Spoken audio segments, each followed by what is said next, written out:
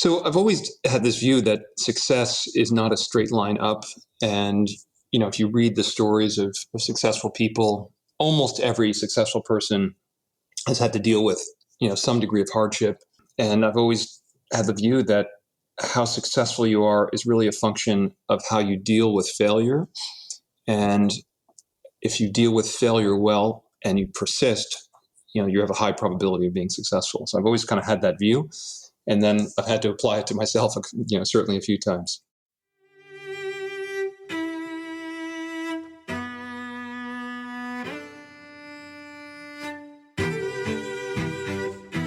Hello and welcome. I'm Shane Parrish, and you're listening to The Knowledge Project, a podcast dedicated to mastering the best of what other people have already figured out. This podcast and our website, fs.blog, help you better understand yourself and the world around you by exploring the methods, ideas, and mental models from some of the most incredible people in the world. Before we get to today's show, a disclaimer. You'll see why the disclaimer is necessary after the disclaimer. Shane Parrish is the CEO of Farnham Street Media. All opinions expressed by me and podcast guests are solely their own opinions and do not reflect the opinion of Farnham Street Media or its parent company or its affiliates. This podcast is for informational purposes only and should not be relied upon as a basis for investment decisions or anything else. Shane, Farnham Street, or friends of Shane may maintain positions in securities discussed in this podcast. Neither Farnham Street nor its affiliates and or subsidiaries warrant completeness or accuracy of the opinions expressed herein, and they should not be relied upon as such. Okay, so why is all that necessary? Well, today I'm talking with legendary investor Bill Ackman. Bill is an investor and fund manager, as well as the CEO of Pershing Square Capital Management.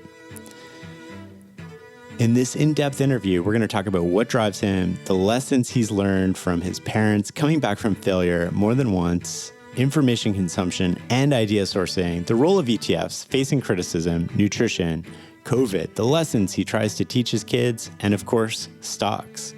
It's time to listen and learn.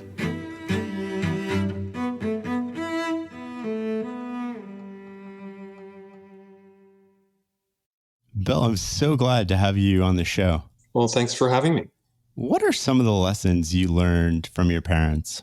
It's interesting to speak about my parents because I've been living with them now for, I think, about 6 weeks and haven't done that for a good 30 years. So it is an interesting time to talk about lessons learned from parents. But my father is, I like to describe myself as the most persistent person in America, but actually my father is the most persistent person in America. So I certainly live in a home where you learn never to give up on pretty much anything. And so I think that's a big takeaway. And, mom and dad, hardworking, motivated, educated people, high ambitions for their kids, always talked about setting an example. I learned a lot of things from my parents.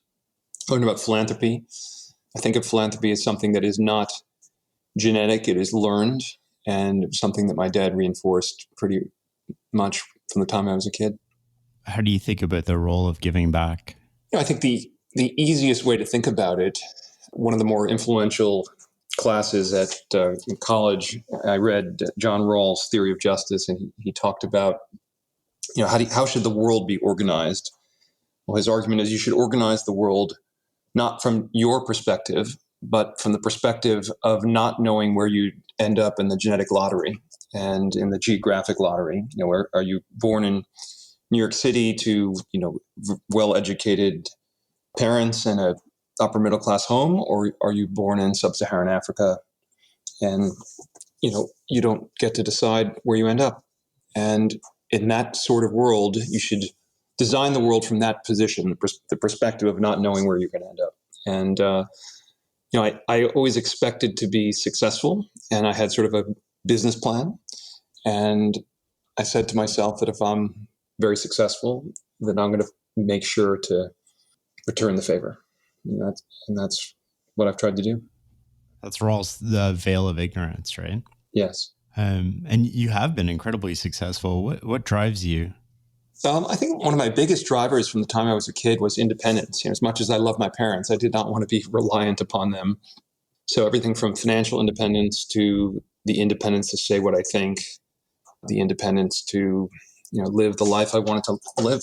And so that's been a huge driver. You've come back from failure, or at least the brink of disaster, twice in your career. You've had to shut down your first fund, and after Valiant, you lost a lot of assets. But it doesn't seem to faze you at all. How does this affect you personally? So I've always had this view that success is not a straight line up. And, if you read the stories of successful people, almost every successful person has had to deal with, some degree of hardship, whether that hardship is, personal hardship, health-related hardship, or a business issue. And I've always had the view that how successful you are is really a function of how you deal with failure. And if you deal with failure well and you persist, you have a high probability of being successful. So I've always kind of had that view. And then I've had to apply it to myself, certainly a few times. And I always like to say that experience is making mistakes and learning from them. And I've had the benefit of having made a lot of mistakes. What are some of the lessons that you've drawn from those experiences? It's interesting. In my first fund, I had a partner who remains a very good friend. And the stress of the ending was enough for him that he just didn't want to continue and do it again, where I was excited to kind of rebuild and go forward. And my business plan was just to make a little progress every day. And if you make a little progress every day, eventually that compounded progress will dig you out of the hole. And what is difficult is you find yourself in a hole, whether it's an investment hole or in your personal life or otherwise. It seems incredibly daunting to get back to, if you will, where you were. And you're looking up at this peak where you were before, and it's just, you're never going to get there. But if you don't focus on the peak and you just focus on, one step at a time, making progress, eventually, as the weeks go by, just make a series of smart, thoughtful decisions, use good judgment, stay healthy. Eventually you climb your way out of the hole. Most people look at that peak and then they make, I would say, more emotional or irrational decisions in order to get back. Like, how do you ground yourself in the moment of the day-to-day and just getting incrementally better? I think having good friends, being in a loving relationship, having a supportive family, and staying healthy. Huge believer in exercise, good nutrition, sleep as a way to deal with stress. My first business reversal, if you will, was the most difficult because I hadn't had to experience that before. I mean, it's sort of the speech I give when I go to speak at business schools. You go to speak at Harvard Business School, and you're in front of an audience of students, and they've done top of their class in high school, and they went to a great college, and they've done great at summer jobs, and they have great recommendations from their teachers, and they've never failed. They go to Harvard Business School, and then they're about to go out into the real world. And the problem with that approach is the single most important thing you need to understand is how to deal with failure. And the vast majority of people who got to Harvard Business School, or pick your favorite top business or law school, has not had to deal with failure. And that is the determinant, I think, of success. Look at Elon Musk. He's been on the brink of failure however many times. And it's, I think, why he's beloved by many, hated perhaps by some. But I really admire the guy in terms of how he's dealt with, near catastrophe. And I just think there are many, many examples of people. What does success mean? Success means you have a very good ability to deal with inevitable failure, mistakes, and the life issues that emerge over time.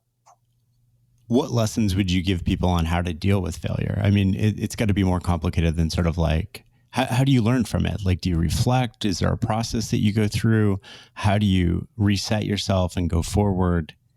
For me, it is literally just a bit of a plodding one step at a time. We had, my sort of life trajectory was, did well in high school, went to, good college.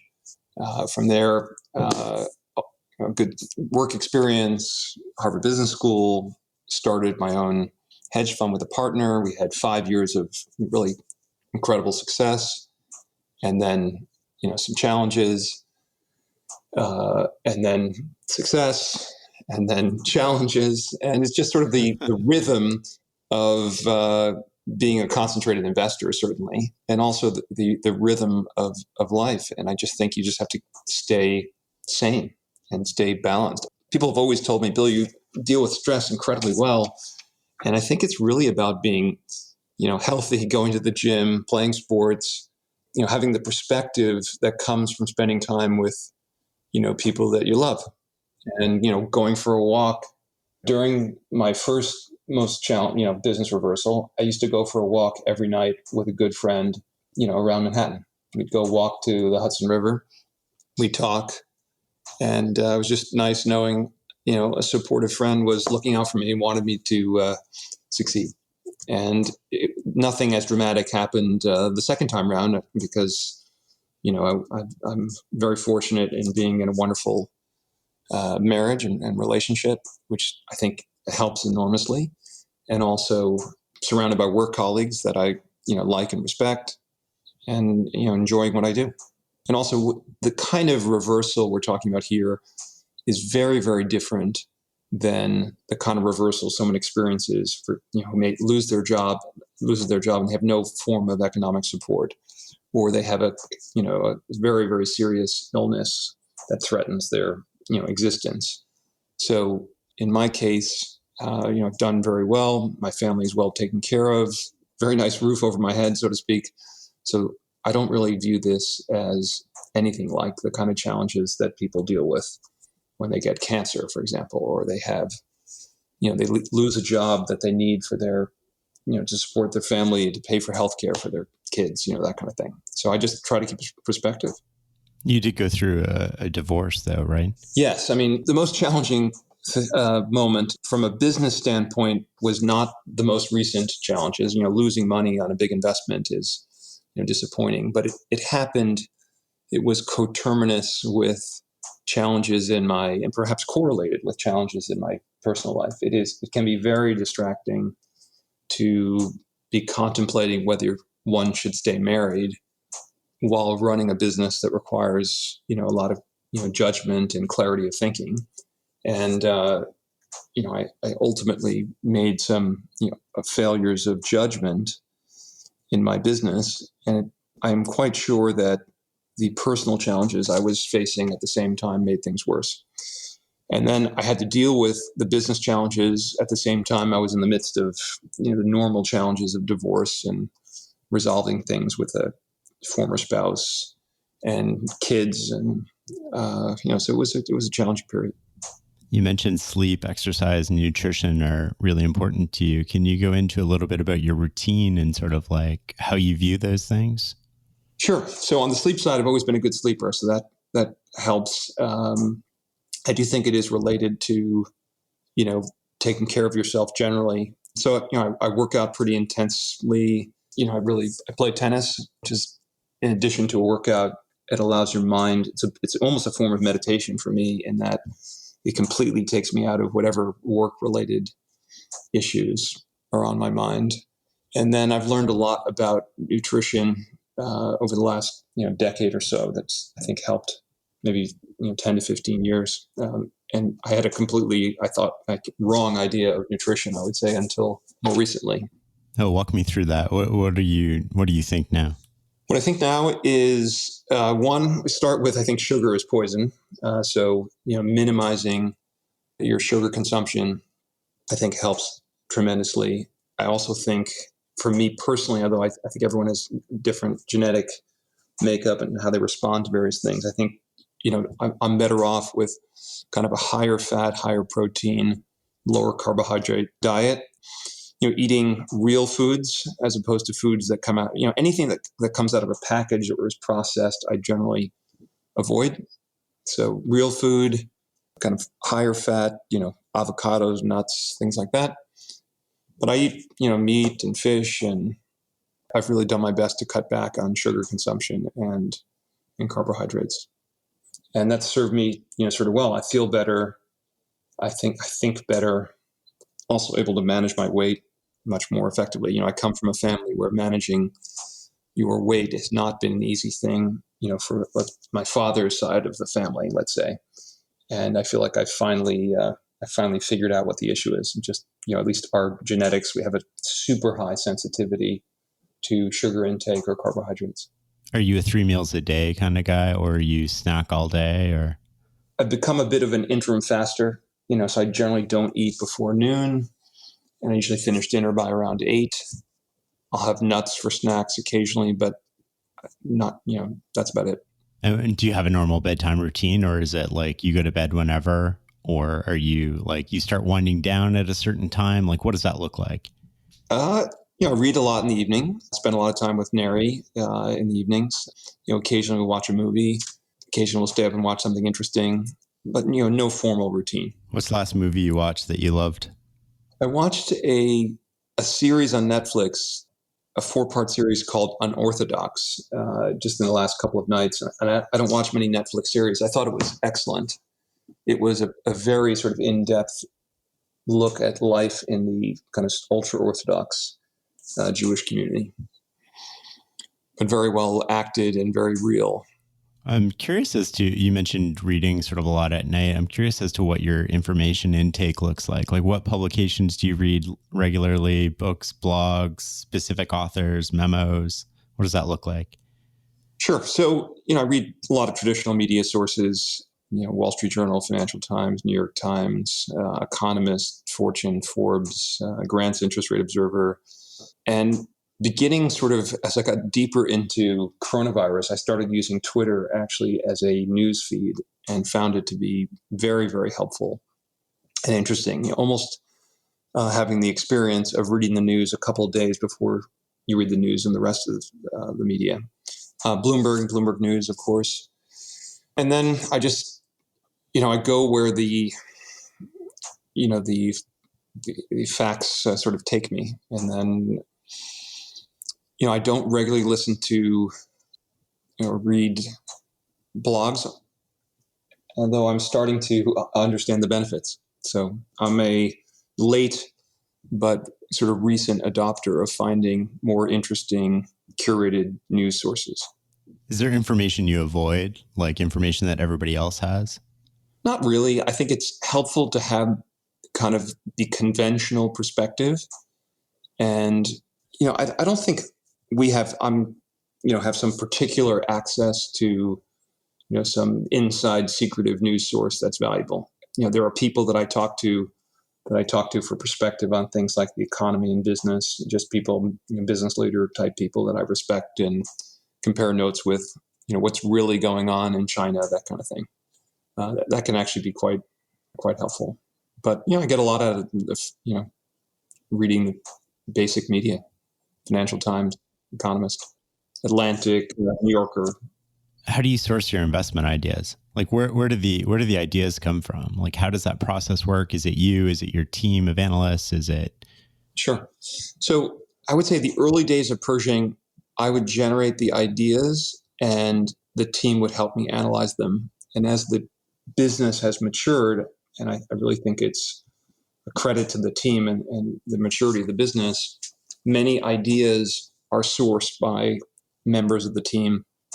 And my role over time has become one, setting the sort of the framework for things that are likely to be interesting, whether something fits within the framework or not. And then I'm usually the 20% person on every idea. So 80% of the work is work led by a 2-person subset of the investment team. And 20% of the work, the reading public filings, conference call transcripts, work that I do, the 80% work, a lot of that will involve conversations with experts to understand natures of businesses. And that's work that's largely done by other members of the team. And then the team overall discusses whether something merits inclusion in the portfolio. So some combination of a couple of people who worked very, very hard and devoted a lot of the last, perhaps couple of months looking at an idea. One person, myself, that's spent not nearly as much time, but knows enough to be dangerous.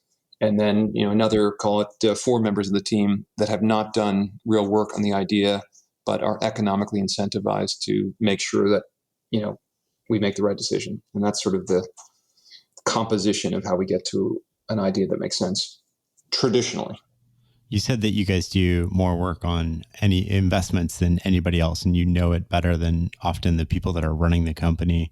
Is there a point where, or at what point does that become self-reinforcing? Like you've done so much work that it's hard to walk away from this. Like how do you build that into your process? Yeah, I don't know if I've ever said that. I don't know for a certainty we don't do more work than anyone else.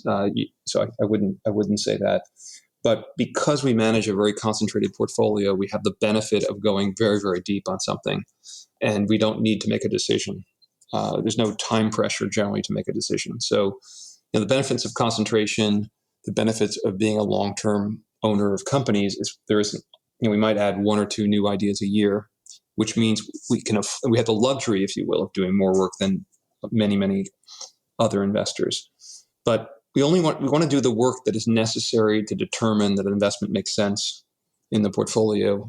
We don't have some view that we have to exhaustively spend 6 months in order to make a decision. In fact, if you have to spend a large amount of time and it's not obvious, it's probably not a good investment. And we have made investments in some of our most successful investments. The amount of work that was done was in the hours as opposed to even in the days or weeks or months. I mean, just most recently, our hedge that we put on to protect the portfolio, I guess I wasn't specifically doing work on that investment at all, but I was thinking about the ramifications, for example, of the coronavirus, and then came to a conclusion this was something we wanted to hedge. And then it was really an hour discussion among the team before we decided to implement the hedge in that form. And in a way, one of our more successful investments, if you look at the risk versus the reward, the amount of time spent was minimal. Can you take me behind the scenes on an investment decision that you've made and sold? So nothing currently in your portfolio. Like what does that process look like to build Ackman? How do you think about it?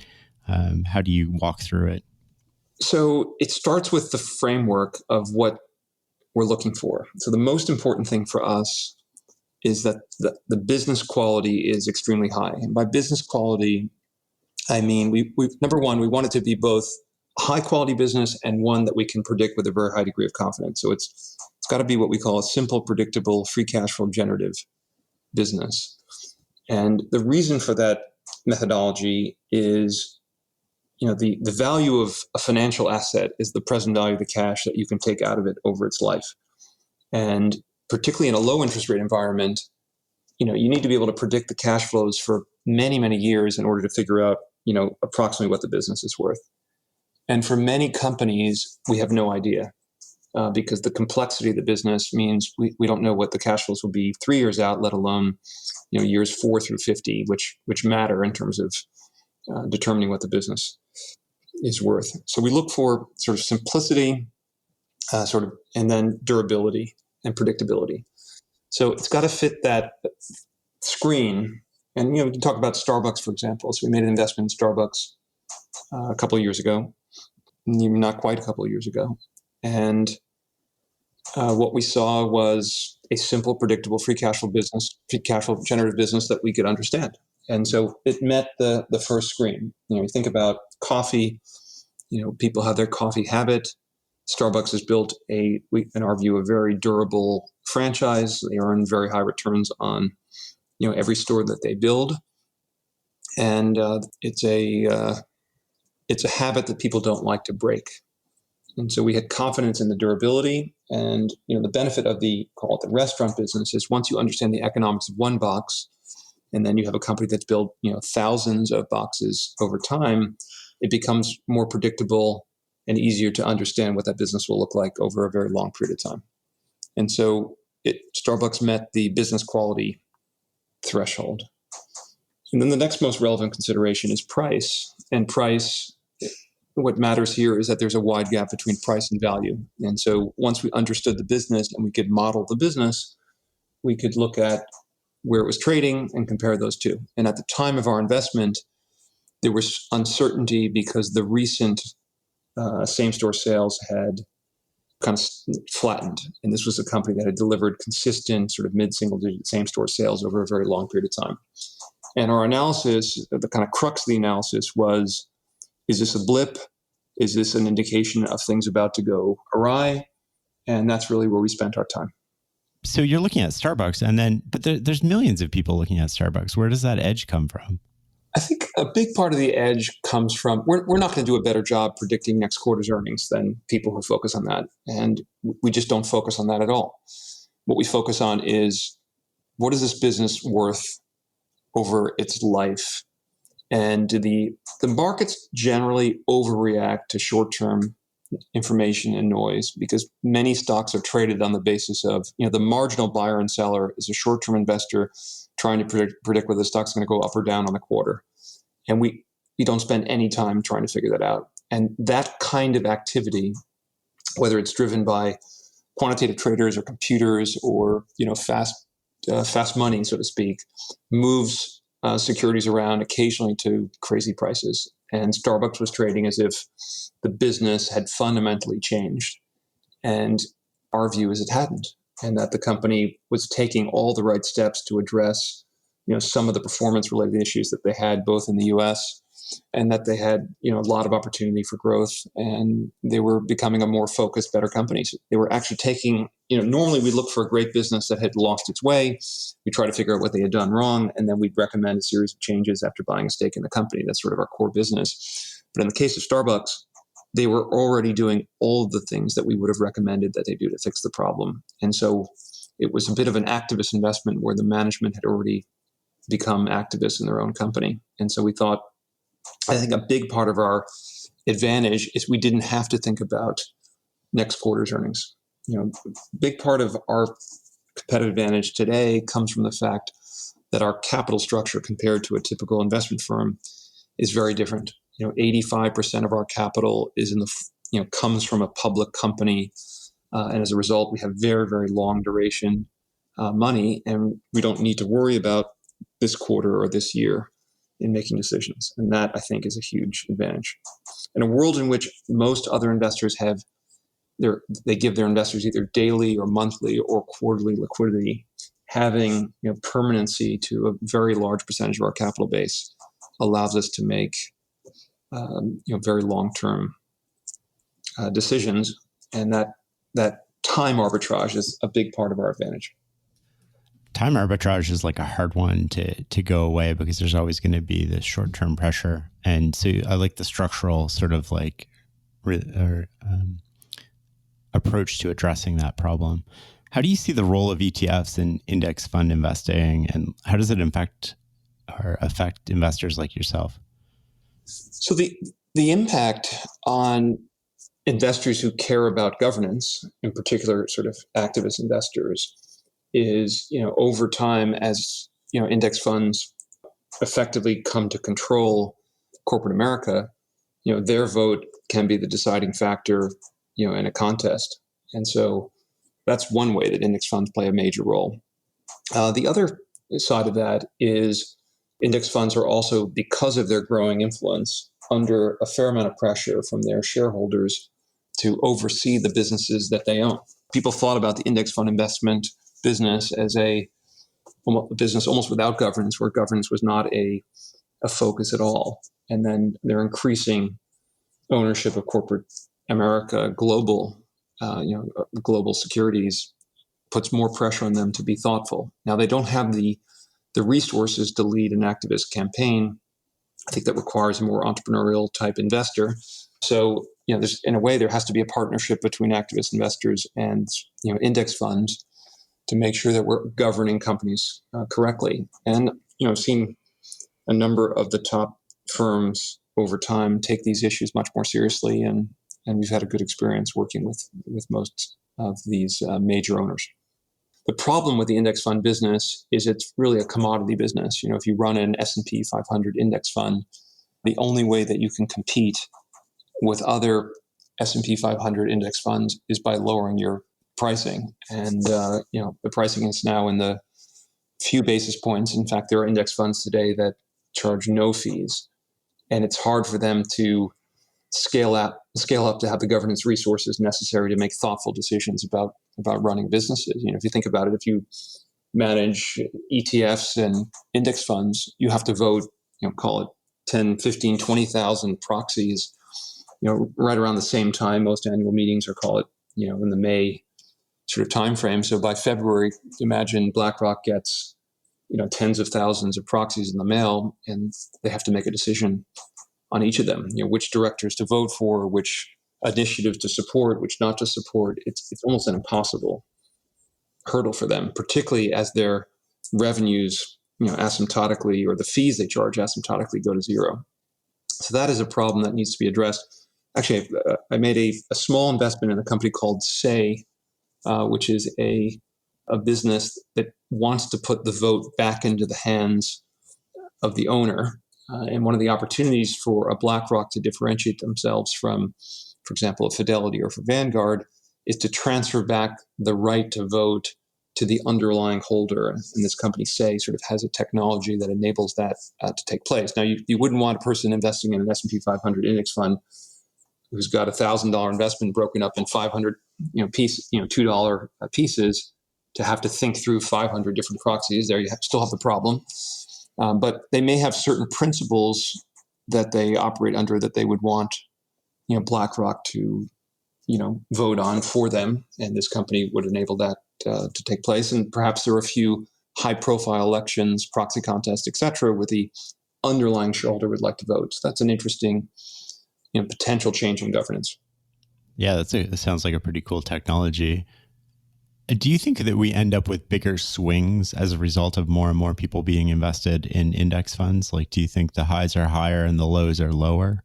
Or do you think it really has no impact? Like, I imagine a lot of people right now are getting their March statement in the mail and looking at that going, what just happened, to generally ignore the market?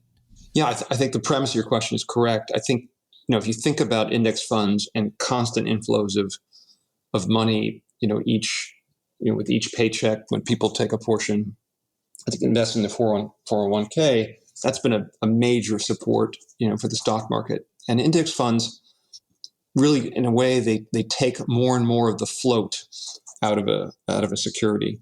So the marginal trader can move a stock more because there's less float, if that makes sense. It's almost like having index funds as major holders of securities in stable market conditions actually reduces the liquidity of companies. And it means that sort of hedge funds and more active investors who are making day-to-day buy and sell decisions actually push securities around more. So some of the volatility, that you've seen, I think can be, it is somewhat due to the fact that there is, limited, less liquidity in securities today because of, the greater percentage of shares that are held by index funds. Now, if that were to reverse, if index fund performance underperforms active management for a meaningful period of time, you could see, instead of constant additions to the index funds, you could see constant reductions of capital, which would be a big overhang on the securities that are held by index funds. But that trend has sort of continued. Be interesting to see what the impact of recent events have on it. Who are some of your investing heroes? Or actually, who are some of your heroes, not investing heroes, but who just generally are some of your heroes?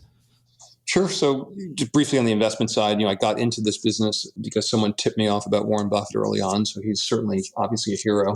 Two investors I learned a ton from over the course of my career and were kind of supportive of me early on. A guy named Joe Steinberg, who likes being out of the headlines, and his partner Ian Cumming ran a company called Leucadia National Corporation, a very interesting investment firm. I learned a ton over time. But, I admire people like Elon Musk.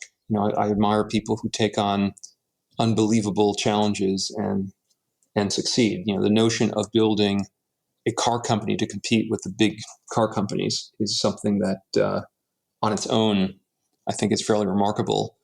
And if you do that at a time when you're building a company, to launch rockets into space, I think it's even more remarkable. So he's someone I have enormous respect for. The world needs more people like Elon. Do you feel those people are better served in private roles as CEOs or as public company CEOs? I don't know that Elon Musk has been the ideal public company CEO. I think he had a challenging period there with his tweets. So I guess that's why my team worries a little bit, as I've used Twitter a little bit more in the last a month or two. But I don't know that. Look, I think that a lot of companies have stayed private too long. And so I'm actually a fan of the public markets and a fan of public company governance versus the kind of governance that you've seen certainly in many of the venture-backed companies, WeWork being perhaps the kind of most public sort of egregious example. But the governance structures of private companies, venture-backed businesses, their capital structures, all these sort of funky preferreds, liquidation preferences, and I would not rely on the market values of many of these venture-backed companies. And I think the SoftBanks of the world that have allowed them to stay private, I don't think have done them a service. Can you elaborate a little longer or a little more on why they've stayed private too long and what effect or impact that has on capital markets or the company itself? Sure. So there is a certain discipline that comes from being a public company. Today public companies have to, report on a quarterly basis. The SEC does a pretty good job in various requirements of the disclosures you need to make. Most companies have adopted a quarterly conference call format where you can ask questions of management. And I think there's a lot of just inherent transparency in that process. And whether you own one share or millions of shares, everyone gets the same information.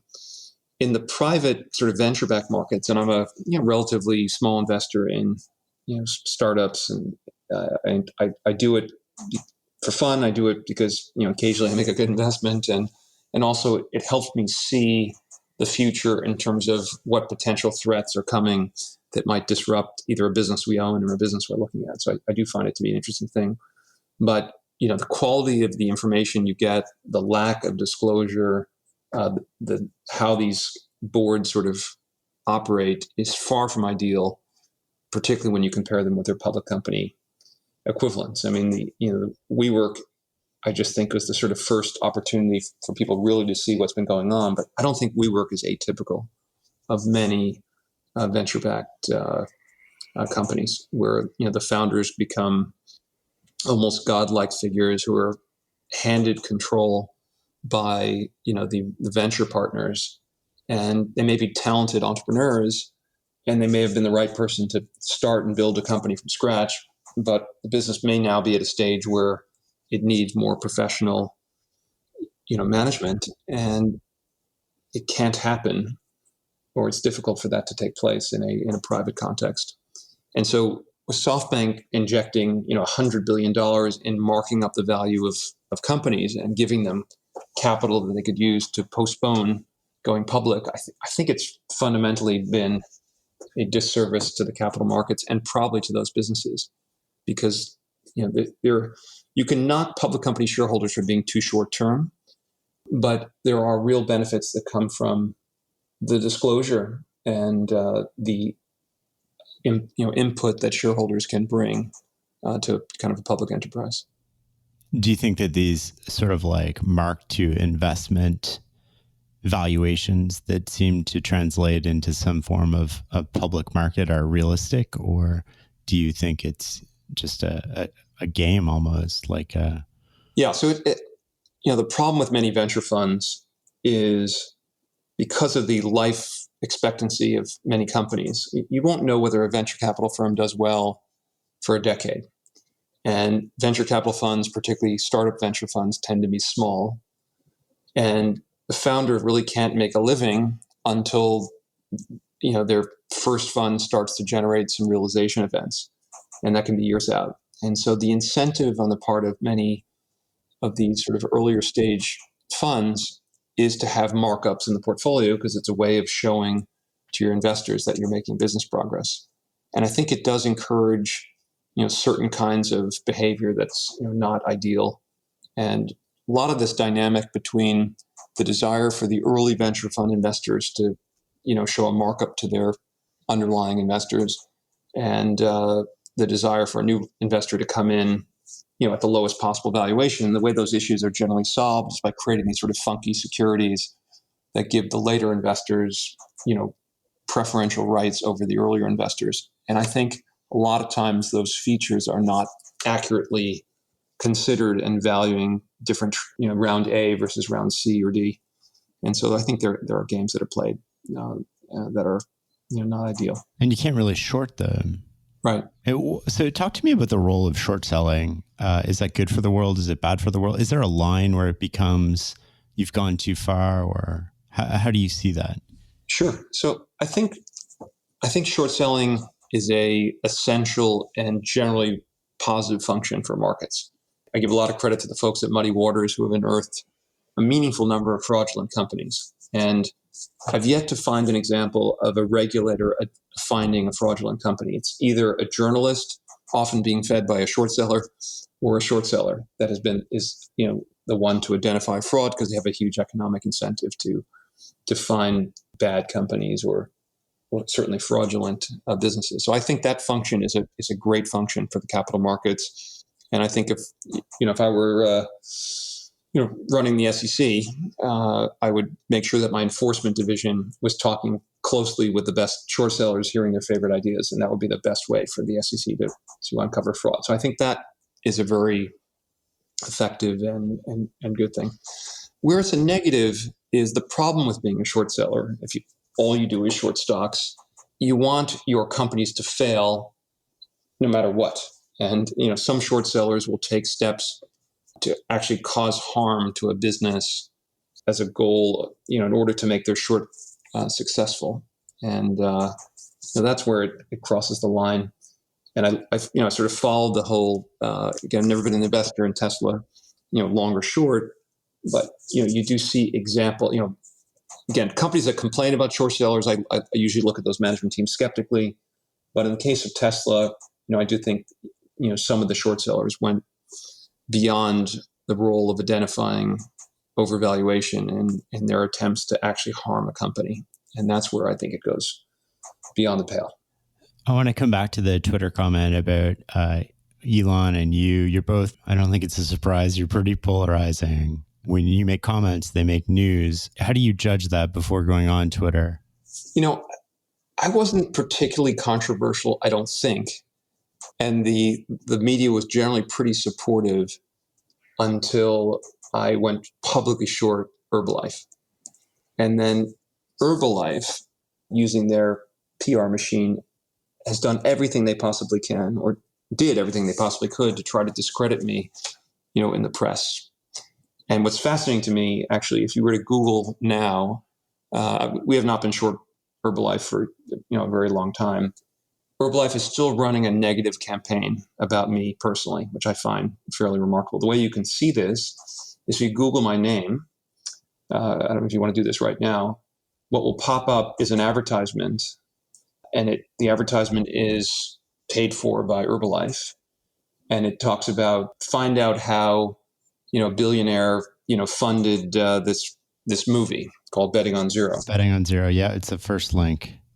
Yeah, what does it say? What's the subtext? Paid for by a billionaire hedge fund manager. Okay, that is entirely false. Okay, and by the way, my picture comes up. So you see this paid for by a billionaire hedge fund manager, then you see a picture of me, and any reasonable person would assume that that I paid for this movie Betting on Zero. The facts are that a documentarian I'd never heard of called me up one day and said, finding this whole Herbalife thing fascinating, we'd love to follow you around. And I met with him and liked him, decided I would trust him. And I thought it would be helpful in getting the story out of the company. And I participated in the film by agreeing to be interviewed a number of times. And he followed me around a number of times. The film was financed by actually a hedge fund manager, not me. His name is escaping me for a moment, but if you Google it, you can find out his name. But I played no role whatsoever in financing, funding, directing. Literally all I did was appear in the film because he videotaped me at various presentations. But the fact that a public company, SEC registered company, continues to put out completely false information about me personally tells you something. So this Herbalife thing was very, very polarizing. People felt that we were way too aggressive or some people at least did, in our sharing our views. But ever since then, I think I've become even, if you will, even more polarizing. But it doesn't affect my thinking in terms of what I say publicly or write publicly or what I say in a letter. Unfortunately, particularly today, the more visible your profile, the more lovers and haters you're going to have. It's just the nature of the beast. But walk me through that a little bit, because you're you seem way more in touch with your emotions than most people. And yet you're putting yourself out there in a way that people love or hate. There doesn't seem to be a lot in the middle. How do you deal with that? Do you just ignore it? Do you even look at it? Does it affect you at all? I just am myself. Recently I was becoming more and more concerned that our government was not taking the coronavirus seriously. I was gravely concerned a few months ago, and took steps both to protect my father, who's immune compromised, my family, the firm, our investors with a hedge, etc. And then by call it mid-March, I said, well, there's just this really straightforward, simple answer. We just need to shut down the country, and once we do that, we can reopen carefully and go back to rebuilding an economy and rebuilding a country. And I kept waiting for the president to go on TV and say, okay, guys, we're shutting down the country. And it wasn't happening. So I figured, okay. And that's when I went back to Twitter for the first time, and I wrote a tweet saying, look, here's the simple answer. And it went pretty viral. And I got a call from CNBC, and they said, would you come on? And I had forsworn going on TV, for a couple of years, but I thought this issue was important enough that I should make a public case for a countrywide shutdown, which I did. And unfortunately, I had a whole bunch of people right after I went on make the case that I was doing this for some market manipulative reason or to benefit me personally.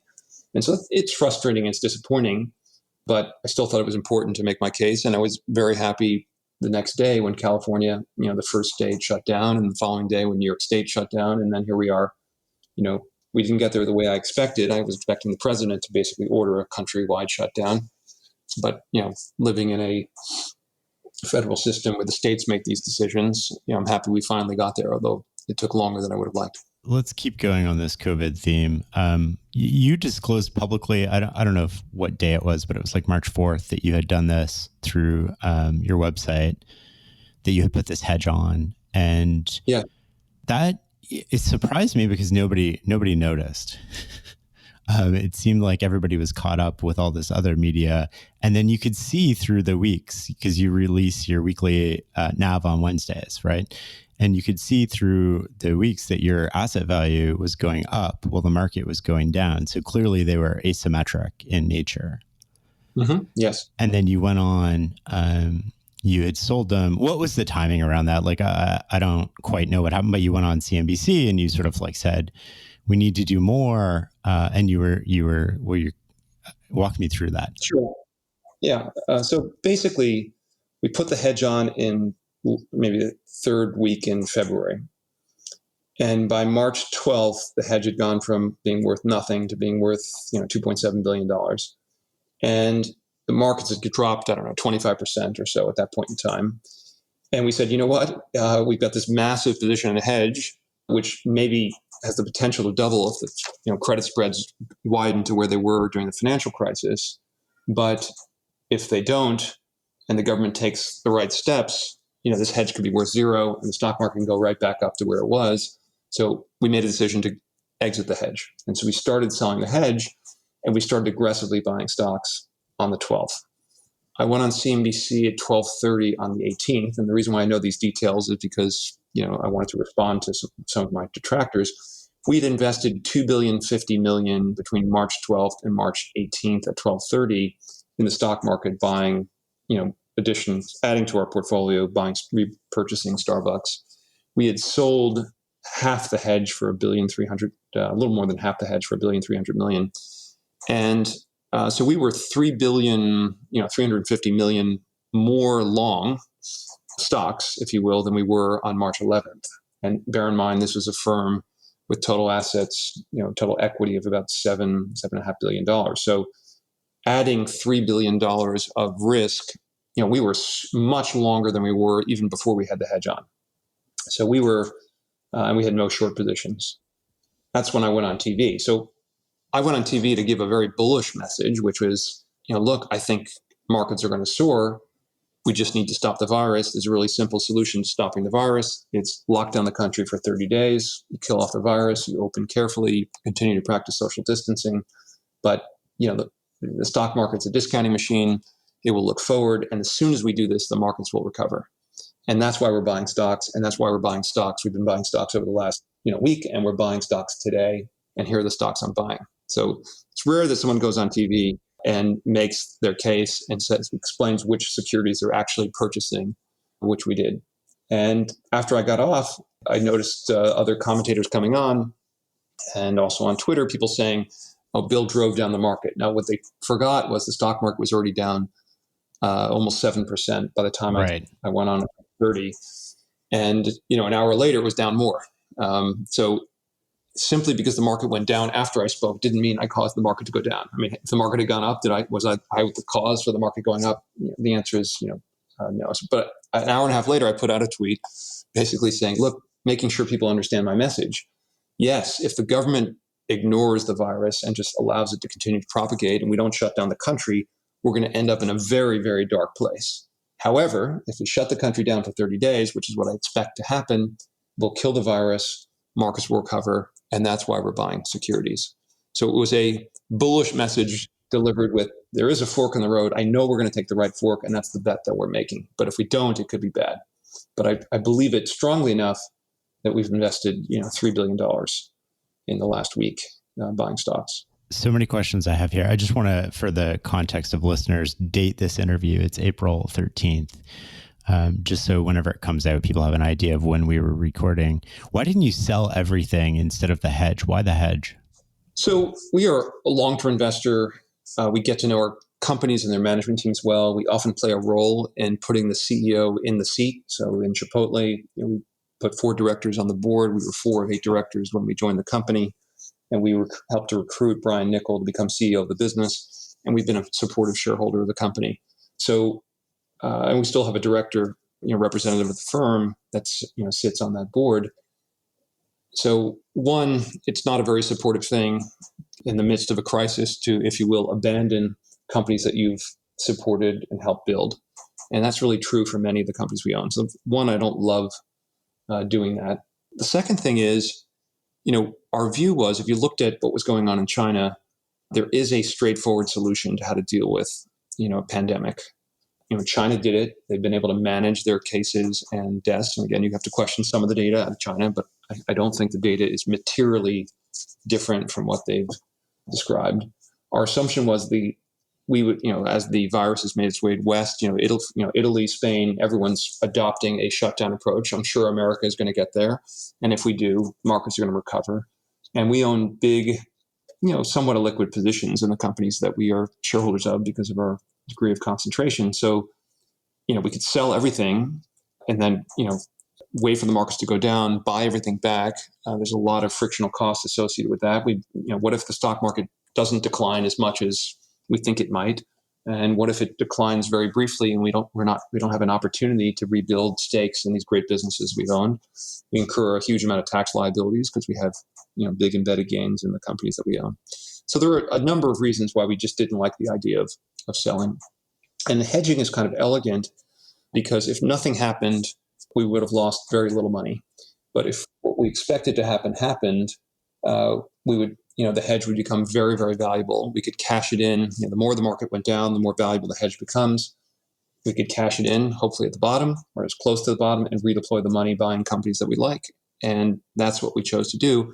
We would have had better results in the short term. You look at these funds that are dedicated, so-called black swan funds, that all they do is put on these kind of hedges waiting for disaster. And they're, some of them are up 1,000%. Some of the smaller ones are up 1,000% in the last month or so. We would have had, extraordinary short-term results, but we would have impaired our relationships with companies and management teams. And I think our results, again, over time, even over the course of the next year or two, may be better than they would have been had we tried the alternative approach. So those were some of the thoughts that we had. I appreciate you going into such detail. How did your staff react when you put the hedge on? So actually, the way it came down is I had been getting more and more concerned about the coronavirus. And, interestingly, the organization started to think I was losing it. Even some of my friends thought I was overreacting. And that, of course, made me more concerned because when people I really respect and think I'm being extreme, and I think I'm not every day that goes by without our, in effect, shutting down the firm, I felt we were, taking more and more risk. That made me that much more concerned. And, one Sunday night, I think it was, I don't know, maybe the third week in February, I called an investment team conference call, which I very rarely do. And I talked through the economic implications of the virus, which I felt very few people were focused on. And we fairly quickly, over the course of that conversation, the team agreed that this was a reasonable probability of the kind of case that I laid out for what would happen. And then we spent the time talking about how we would hedge this, and we kind of came to a group decision that it happens to be a really interesting time in which to hedge credit risk, because credit is sort of at the tightest, or sort of, the pricing of credit is at the lowest it's almost ever been. And so it became a relatively easy decision to put on a large hedge, because the inherent asymmetry was about the most attractive it had ever been. And that if we were completely wrong about the economic implications of the virus, it would be of no moment. Very limited downside compared to assets. I think you only had 21 million or 26 million in total invested. Yes, although that really understates it. It's not, credit default swaps are not like options. So a CDS contract is a commitment to make payments over time. And we at the peak had 70 billion, or actually 71 billion of notional insurance that cost about an average of 70 basis points per annum. So about $500 million. We committed to make $500 million a year in payments for 5 years. So that's, $2.5 billion commitment. Again, for a $7.5 billion enterprise, that's not a small number. And that's why it's something that an individual really can't do. Right. Banks won't do CDS contracts generally with individuals. So, but the way we thought about the risk is, there are two forms of risk. One form of risk is just the premium you're committing to pay. And the moment you unwind the contract, you stop paying the premium. And this was one of the few cases in my life where I had a very negative view on where the stock market would go. And I also had a very good sense of the timing. I had a very bearish view back in 2007 and before of where things were headed in terms of, I thought we could be headed for a credit crisis. I just didn't have a good sense of timing. Here, I thought the timing was weeks away.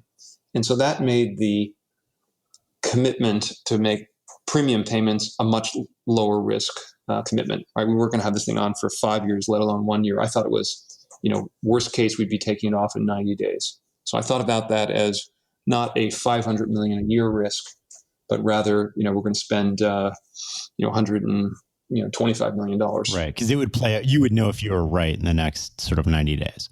That's right. And so I viewed it as $125 million in the context of $7.5 billion. It's not even 2% of assets. So that seemed not to be an unreasonable risk. The other risk was that credit spreads tightened, because when you go to unwind, the credit spreads go from an average of 70. And again, it was a mix of both investment grade, where we paid around 50 basis points, and a high yield CDS where we paid about 330 basis points, but the blended average was around 70 basis points. If it went from 70 to 50, we could lose about 100 basis points times the notional amount of the contracts. We could lose a big number. Theoretically, we could lose, call it $700 million, which is, almost, call it 9% or so of our assets.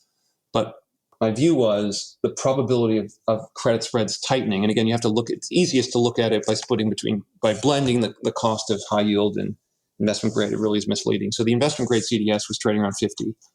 The previous all-time tightest levels were just under 40 basis points. So a 10 basis point tightening. And I could not see a scenario in which the coronavirus would lead to a tightening of credit spreads. And the all-time tight levels were achieved at a time that there were artificial subsidies that caused credit to be very tight. There were these things called synthetic CDOs, and bond insurers were writing synthetic CDOs, creating this huge supply of cheap, very inexpensive spreads. And that had really gone away during the credit crisis. So it was really a one-way bet, and the biggest risk was how long we would have it on. And we ended up spending $27 million on premium because we built a $70 billion CDS position beginning in the third week of February. You probably had it completely on by the early, first few days of March. And we started taking it off March 12th when it hit, about $2.6 billion of value. And it took us, call it 10 days to unwind the whole thing just because of the size of the position. But so the average life of the position was very small. So we ended up spending very, very little. But it's a little unfair to say we invested 27 to make $2.5 billion, $2.6 billion. Those are just the headline numbers. I'm glad you explained that behind the scenes. That's really insightful. Thank you. Walk me through some of the economic implications you see today. Like, we can't do this for 18 months. Are we going to enter a depression? Like, how do you handicap that? How do you see the risk? Sure. So my concern about the virus, I was less concerned about the health implications because I thought it would affect relatively small percentage of people. And, for the most part, people who are already sick, although, obviously every life is an important life, particularly to the close friends and family. But the economic implications I thought could be, much more harmful even than the health implications. And that's because the only way to stop a virus is to shut down the economy. And I had never in my lifetime seen what an intended shutdown of an economy looked like. And as that rolls around the globe, what are the implications? But I think the difference between a depression and a intended but short-term shutdown, if it's managed correctly, the economic implications are nothing like the Great Depression. So I am not concerned about a Great Depression-like event taking place, really for a couple of reasons. One, that this is sort of an intended, somewhat artificial, temporary shutdown, not driven by economic reasons, but driven by health-related reasons, just to stop the spread of the virus. So that's a very important distinction.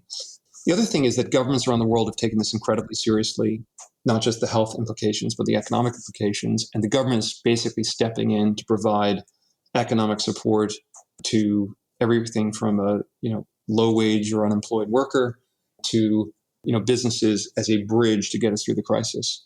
And the bridge doesn't need to last 18 months because the entire globe is basically in shutdown. So I think we can start reopening this country, beginning June type timeframe.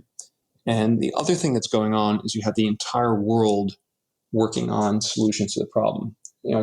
Just yesterday, I read a piece saying there's 70 different vaccine related and therapeutic trials that are underway as we speak. And so you have the world's best global biotechnology pharma companies looking for solutions. And so I think that increases the probability that there's a therapeutic that is available sooner rather than later, and that there's a safe vaccine within a reasonable period of time. So that makes the economic disruption a shorter period of time. The negative, however, is that small businesses that certainly can get destroyed in a several-month shutdown, and it takes time for them to rebuild. Think the small restaurant, the small corner store. And there is a lot of friction and disruption. But I do think that governments are going to do everything they can, and communities are going to do everything they can to help rebuild. If you think about New York City, I think the moment that people can go out to eat again, going out to eat in New York City is, sort of part of what it means to live in New York. Restaurants are going to be reopening. I actually had an idea. Maybe we start a venture or a private equity fund to back the reopening of restaurants in New York. And you can see that happening in, cities around the country. And it could be, one, a good investment, and two, good for, the community. And so I think you're going to see a lot of some combination of for-profit and philanthropic related investment to help restart a lot of small businesses. So I don't think it's a, as they say, a V-shaped recovery. I think it's a little bit slower kind of coming out of this. But there is an end date where we're back to normal, I think, within a reasonable period of time. And back to normal could be a year, it could be 18 months, but there is an end date. Whereas a depression, you go back to the 1930s, it was sort of unending. How does this affect real estate? Because a lot of people aren't paying rent right now. Commercial property values are probably affected. Like, walk me through how you think of that. Sure. So again, it's a very similar kind of analysis. If you own a street retail in New York City, you're probably not getting rent today. But as soon as your tenant's going to be open and operating, they'll start paying rent again. I talked to a friend at one of the major real estate private equity firms, and what they're doing is, in cases of hardship, they're giving tenants up to a several month kind of holiday, or kind of a rent holiday, where it's really, they're deferring the rent. And my guess is they'll end up spreading it out over time to kind of recover what they didn't collect, at least for commercial tenants. And maybe they'll give sort of someone who lost their job, for example, maybe they'll give that person, a little bit more of a break.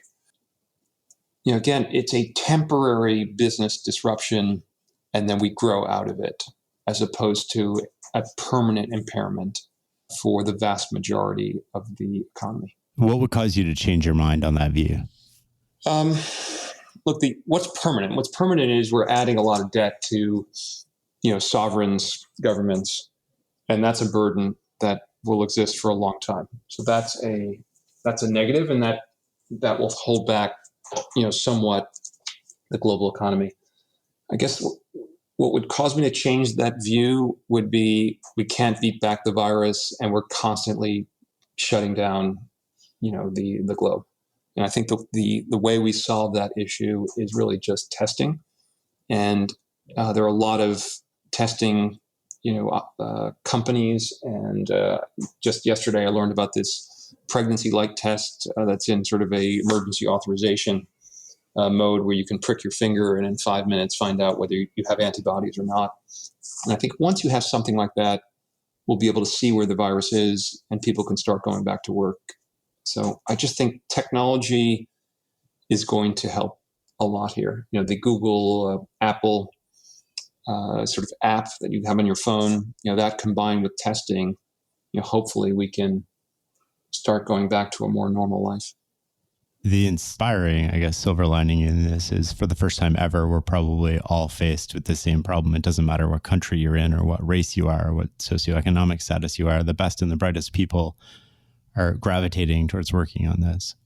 Yeah, I mean, just the economic motives to coming up with a solution, but I would say more importantly, the reputational benefits inure to the person or company who comes up with the drug that saves us all, or the vaccine that saves us all. And so I think, I talk a lot to scientists as part of my philanthropic work we're doing, and we had a call with 35 heads of major institutions and scientific researchers who normally focus on cancer research, and basically all of them have redirected their work to coronavirus. And so you've had this huge migration of talent focused on a global problem, and I'm sure the same thing's true in every country. What industries do you think are going to come out stronger or benefit from this? Amazon. Yeah. Amazon, we don't own Amazon, but I do think that, obviously they're going to have the greatest several months in their history, but I do think they're going to change a lot of behavior of people who used to shop in a normal fashion. Obviously, some of these video technology companies, cloud-based software companies will be beneficiaries of this, long term. Although I will say that pretty much everyone I speak to is completely sick of video conferencing, and Yeah. really would like to get. And actually, this whole work from home thing is not so great, because here I'm talking to you from the den. I'm hearing, it's quite beautiful, but I hear my wife and baby in the kitchen. Mom and dad are constantly walking in and out of the room, and there is no break.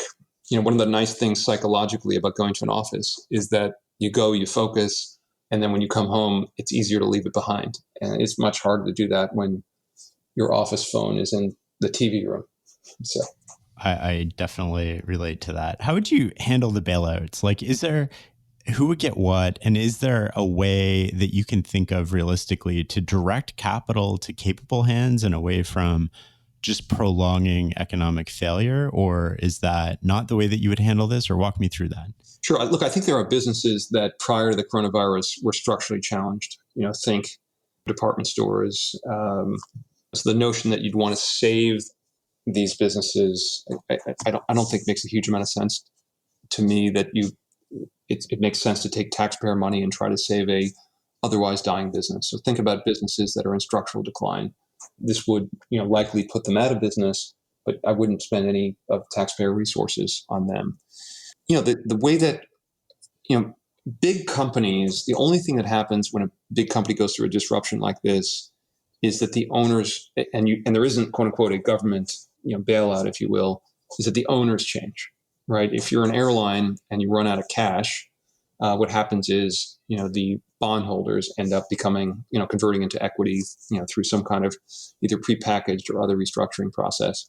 They end up being the owners. And, I am receptive to this notion that you have airlines that have spent, billions of dollars buying back stock. Why should taxpayers come in effect, support the shareholders that were beneficiaries of buybacks, and had they retained that capital for a rainy day, they wouldn't need a government bailout. So that concept to me makes a lot of sense. And airplanes are not going to stop flying because airlines go bankrupt. What will happen is, the owners of the planes, the lessors of the planes, and or the bondholders will end up, controlling airlines. So, if I were making these decisions, I wouldn't.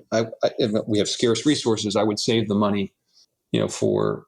Well, let's put it this way: any capital that was injected into an airline or another business, the government should earn an adequate return on that capital and get equity upside if the business recovers. I just think that Boeing needs to be saved. Boeing had issues prior to this. Boeing spent many, many tens of billions of dollars on share repurchases. I do think, if Buffett doesn't want to, the government shouldn't come in on terms that are more favorable than where Warren Buffett would provide the company with capital, I guess is my point. And I respect the recent CEO of Boeing saying he's not going to take money from the government, and I don't think he should. So I don't think the government should be bailing out companies unless it's done on arm's length economic terms. It shouldn't be free money by any means, and we shouldn't be afraid to let companies that are over levered pre-crisis, file for a prepackaged reorganization where the creditors end up owning the equity. That's how the process is supposed to work. I think it was Charlie Munger, who said capitalism without failure is religion without hell. He's better with words than I, but so. Do you think we'll end up going, just the Amazon comment for a second, do you think we'll end up going back to malls, or are malls effectively just dead now? I actually think that people will be that much more desperate for human connection after this experience than they were before. And the issue with malls, malls are located at the intersection of, very highly trafficked roads. They've got big parking lots. They're, big physical pieces of real estate. The problem is that the tenants have not innovated as quickly as the markets have changed. And the result is you have old line department stores that have been around for 100 years that haven't sufficiently innovated to attract customers.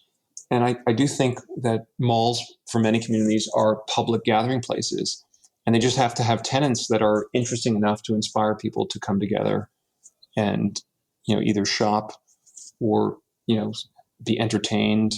And I do think that innovation is happening. It's just not happened as quickly as, the kind of legacy tenants are dying. And so that's why malls are challenged.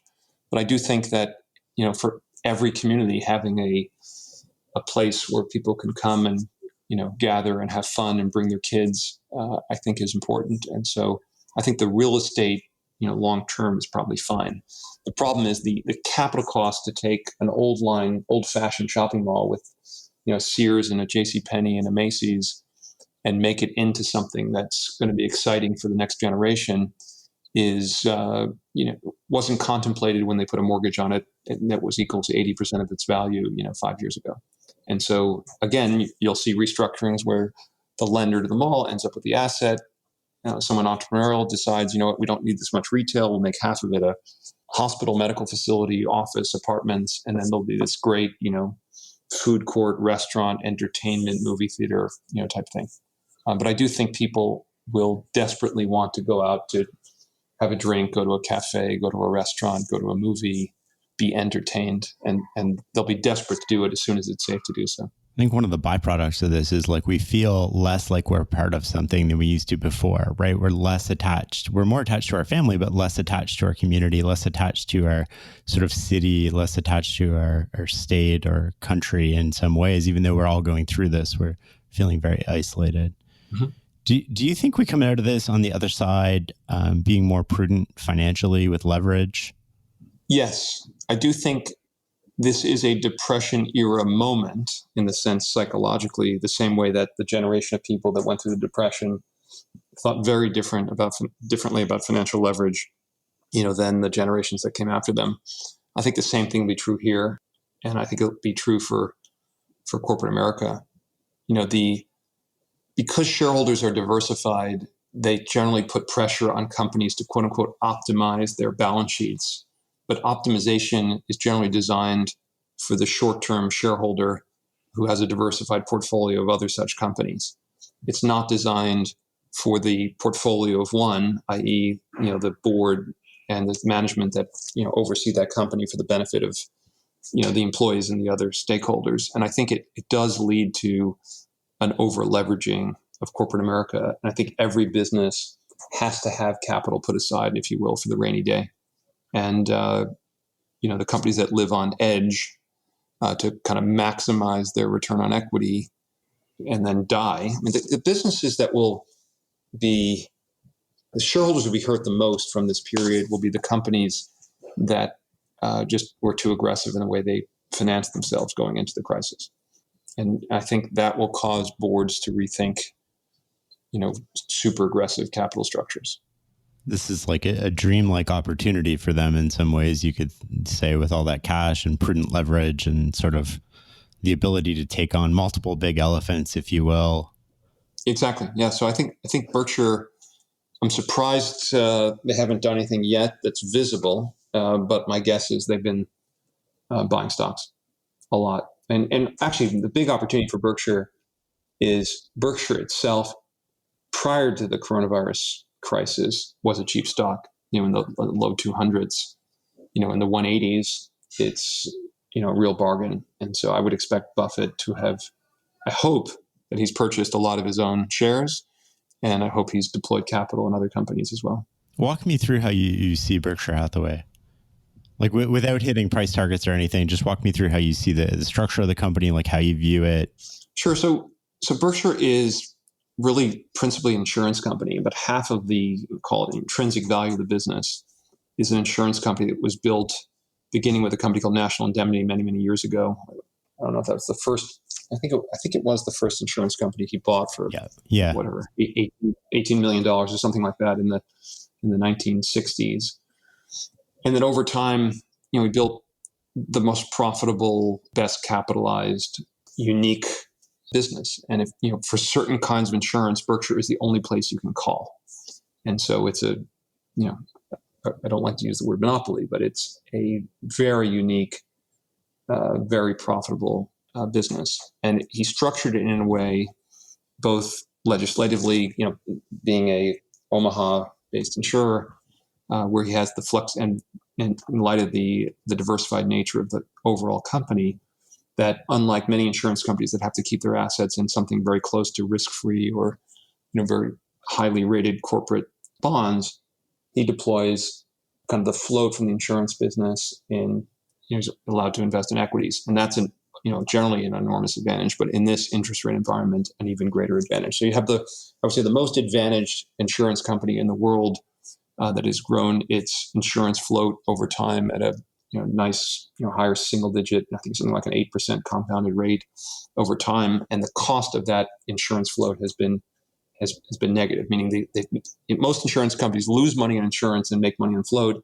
In this interest rate environment, they lose money on insurance and they can't earn any money on investing in float. Right. And Buffett is really making money on both sides. So that's where someone should really spend a lot of their time if they want to understand the company. And then in the asset side of the insurance company are really the equities that you read about, Apple and so on. The rest of Berkshire is a collection of sort of wholly owned or 80% owned subsidiaries, like the Burlington Northern Railroad, Precision Cast Parts, businesses that Buffett has collected over time for their durability and quality. And it's a mixed bag. The biggest ones generally are the highest quality businesses offering a lot of stability. Think the utility, energy, utility part of his operation, the railroad, very durable, big, profitable businesses. And then businesses he's just collected and held on to over many, many years, some of which have been great and remain great businesses like See's Candy. Others, if you go back and read the Berkshire Hathaway annual reports, he was glowing about the World Book Encyclopedia and other such businesses that have disappeared. Dexter Shoe, he was skipping into work thinking about the Dexter Shoe Company, the worst investment probably he ever made. So even Mr. Buffett makes mistakes, which is instructive in and of itself. But the good news is when you buy things as opposed to short things, your mistakes become smaller. It's really some part, decent chunk of the business is industrial company, small pieces in retail and other, smaller manufacturing and other diversified businesses. And the large majority is a kind of unique and extremely profitable insurance business. And do you see this as like a long-term holding or as a proxy for cash, or how do you think about that? Yeah, I think it's a really cheap, interesting stock, run by the best investor in the world. We think, Buffett's taken an approach toward really all of his businesses that's extremely hands-off. And that's worked very well for many of those companies. But other parts of the portfolio, in our view, underperform the competition in terms of their profitability or growth, et cetera. And I think as the generational change happens at Berkshire, it appears to us the next generation is going to be much more focused on extracting the most from the businesses Berkshire owns. I mean, just looking at the Burlington Northern Railroad, we know a lot about railroads by virtue of our experience at Canadian Pacific. It's the largest, it should be the most profitable, highest margin railroad in the world, and it's not. And I think a bit of that is Warren's very, kind of his reluctance to get too actively involved with businesses that he owns. But I do think that over time that gets solved. So you have this very well capitalized company controlled by, great investor CEO and a portfolio of businesses, many of which have opportunities for improvement. And I think that's interesting. I don't know how long we're going to own it. We always retain the right, if we find something better to do with our money, to sell something we own. But in the meantime, we think we bought more at lower prices in the last few weeks. What are some of the lessons that you've learned over the years from Warren Buffett and Charlie Munger? So a big part of my education as an investor came from reading everything Buffett's written, watching him speak. He came to Harvard Business School when I was a student there. One of the most influential things he said to me, and I say to me because it was me and the other 300 people in the audience, was, if you want to be successful, all you need to do is look around the room and think about the classmate or classmates you most admire and what qualities they have, and just decide to adopt those qualities. And if you do that, your chances of being successful go up enormously. And it was incredible advice. And his basic point was, if you want to play the violin, and you're not Yo-Yo Ma and you haven't practiced your entire life, it's going to be hard to pick up the violin tomorrow or the cello tomorrow and be a virtuoso. But character and the qualities that enable you to be successful in business, hard work, discipline, returning phone calls promptly after you receive them, showing up at meetings on time, being, honest and straightforward, fair-mindedness. These are all things you can have. If you don't already have them, you can have them tomorrow by just deciding that you're going to adopt these characteristics. And I thought that was a very powerful thing to say. That was one. And then, just how to think about investing in the stock market and, all of the Ben Grahamisms that he's reinterpreted and presented. All that stuff is super helpful. And just think, even the way he built his business over time. Buffett started out in the mid-1950s as an activist hedge fund manager, right? He had a partnership He charged a 25% incentive fee over a 6% return. And he was quite active. He would buy stakes in businesses. He would push for liquidations of companies that had large security portfolios relative to the market value of their business. He was really an activist investor. And then 15 years in, he had 100 million under management. I think 25 million of it was his. And he wrote his investors a letter and said, okay, you can have all your money back, or you can have stock in this crappy textile company. And I'm going to take stock in the textile company, but I'm going to be a little less motivated than I was in the past. I made a lot of money. The markets aren't that attractive. I can't promise anything, but happy to have you if you want to go long. Take your money if you want your money back. And, as I like to say, some number of people, Larry Tisch apparently withdrew $400,000 back then from the partnership, which today would be, oh man, whatever, 400 million, probably more, probably 4 billion.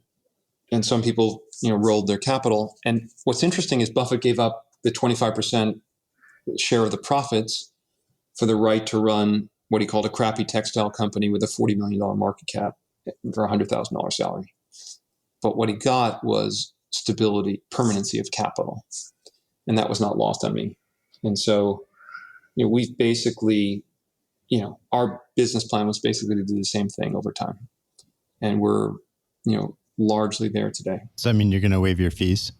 Not going to waive the fees. No current plans to do that. Unlike Buffett, who, ran a one-person operation and, has an accountant and a couple of assistants.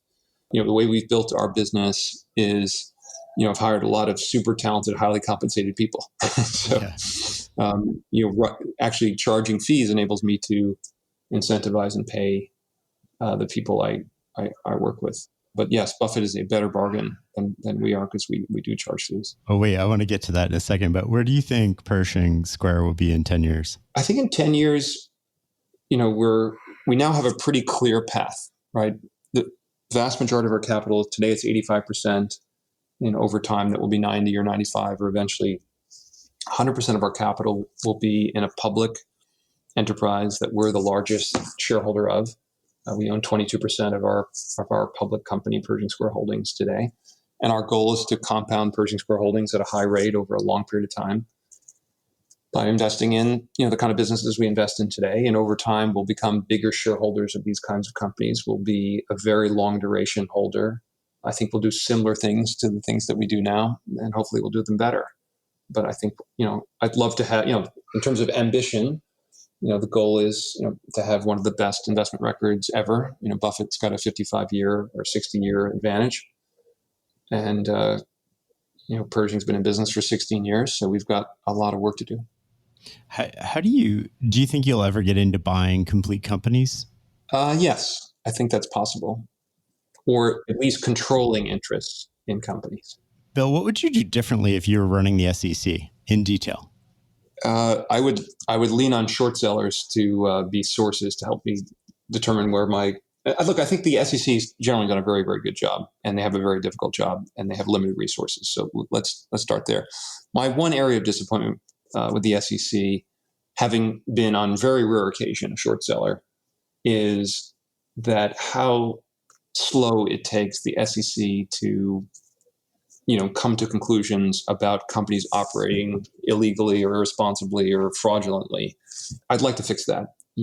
Getting back to my Herbalife example before, we went public and said, among other things about Herbalife, that they were operating in China illegally because China does not allow multi-level marketing companies to operate. And they were using the same compensation scheme, the same methodology, but they were doing it in a sort of hidden, misguided way, and they inaccurately described how they were doing this in their public filings.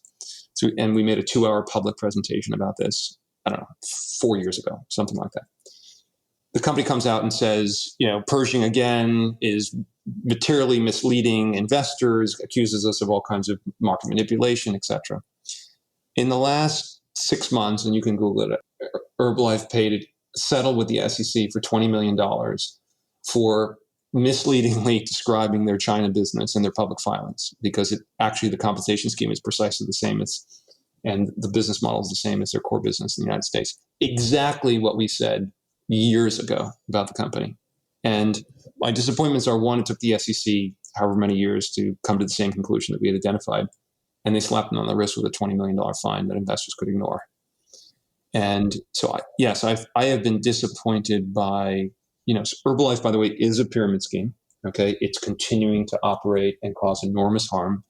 The stock's actually not that up that much from the price we shorted it. We shorted it at split adjusted $23 a share. And today it's probably 30 or something like that. So it's not been a great investment for anyone if they had bought the stock when we made our presentation.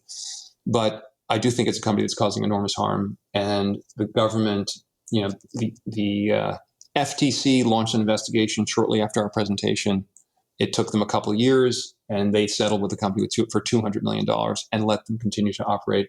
And now the SEC has, slapped them on the wrist again. And it does seem like if you're a well-capitalized company backed by, a very large shareholder and you got a lot of good lawyers, you can outwit the SEC and cause harm. And so that is my biggest frustration with the SEC. What would I do differently? I would pay much more careful attention to short sellers, and I would work more quickly and be more aggressive with companies that are causing harm. I like that there's people in you in the world that do this, but I also simultaneously question why you do it. Like the return on brain power or energy expended for you is so small. Yeah, so on short selling, I've forsworn short selling for the reason you described. The calculus I think I invented this phrase that you seem to be adopting, but I called it return on invested brain damage. Yeah, there you go. And the return on invested brain damage for short selling is quite challenging, and public short selling is the worst because unfortunately, if you go public and say a company is violating the law, everyone hates you. The shareholders hate you, the management hates you, the employees hate you. You have no friends. And that's why I view it as a kind of a noble pursuit. And I admire, the Muddy Waters and the Jim Chanoses when they come out, with detailed work about, problematic businesses. I'm less interested in companies that are overvalued. That I don't think does so much service to the world to point out whether you believe a company's overvalued or not. It's just systemically like this shouldn't exist. Yeah, but identifying fraud is a very important thing for markets, and short sellers provide a very valuable service.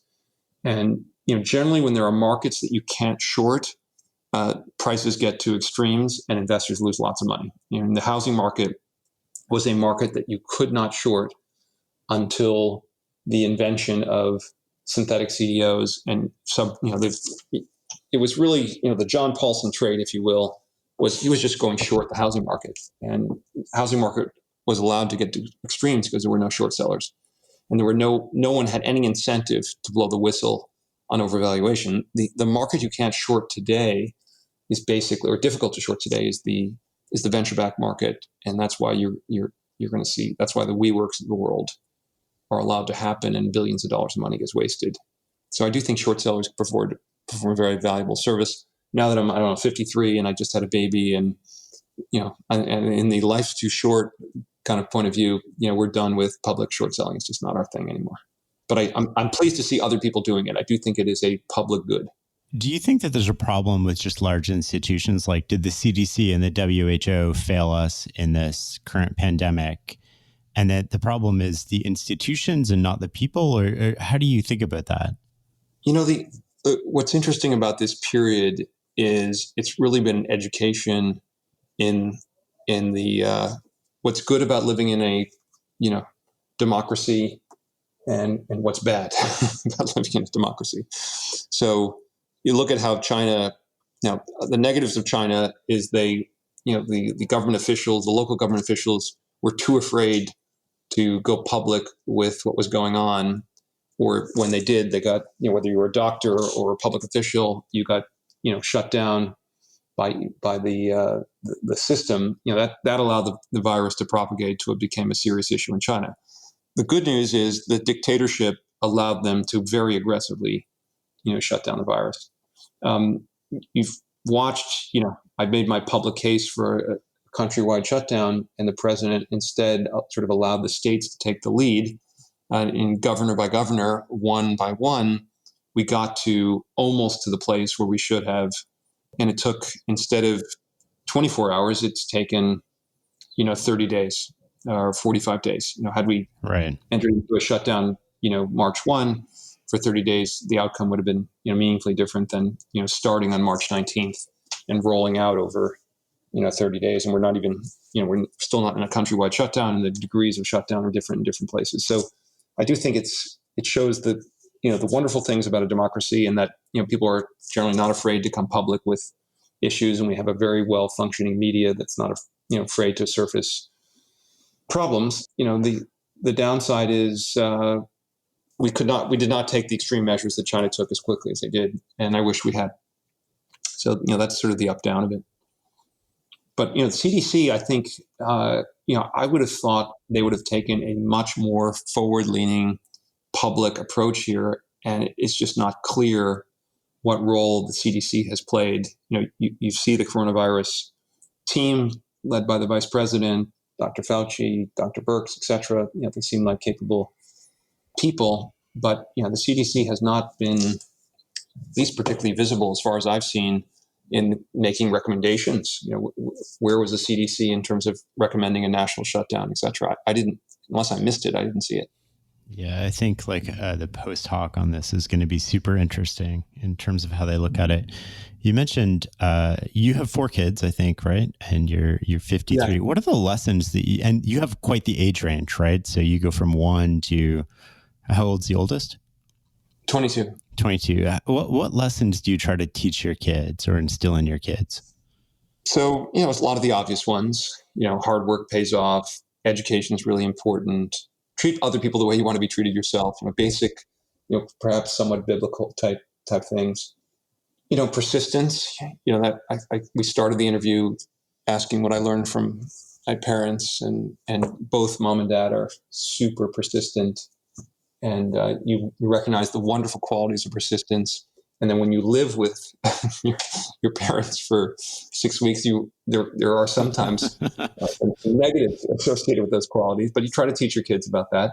Try to teach your kids about the value of money and saving and minimizing waste. And then also, a more difficult topic is trying to teach kids about nutrition. That's a very high risk subject to talk about. What's your guilty pleasure? Do you have chocolate in the house? Yeah, I am a big dark chocolate fan. I like this one. It's called Endangered Species 88%, and it's amazing. 88% just seems too good to be true. It's sort of very, very good. So that's definitely on my list. That's my weakness too. I'm going to run out and get some of that. Bill, thank you so much for your time. This has been amazing. Yeah, enjoyed it. I really appreciate it.